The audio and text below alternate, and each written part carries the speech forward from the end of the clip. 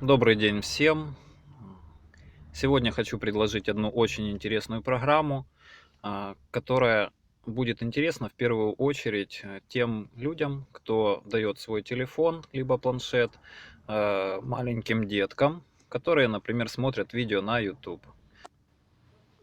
Думаю, довольно часто у всех случалось такое, что при просмотре видео, например, на YouTube, детки произвольно нажимали на экран, ставили видео на паузу, или еще хуже, что переходили по другим видео, которые есть на YouTube, или просто сворачивали его.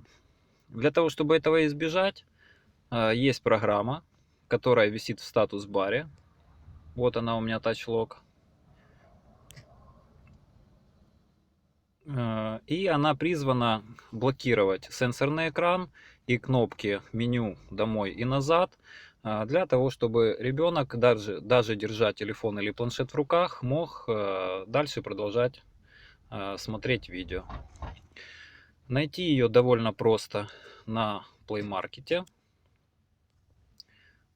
Вводите в поиске TouchLock.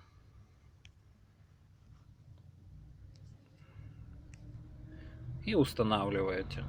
Для использования достаточно нажать на статус-баре TouchLock. У меня выставлена задержка в несколько секунд, то есть можно успеть запустить видео.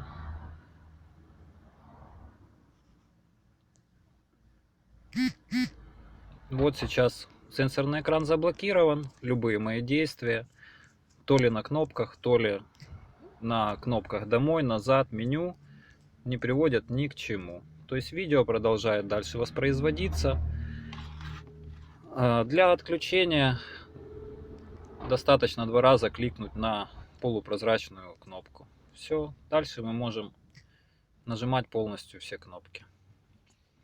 Всем спасибо за внимание. Ссылка на саму программу будет в описании, либо можете ее просто найти по запросу TouchLock в Play Market.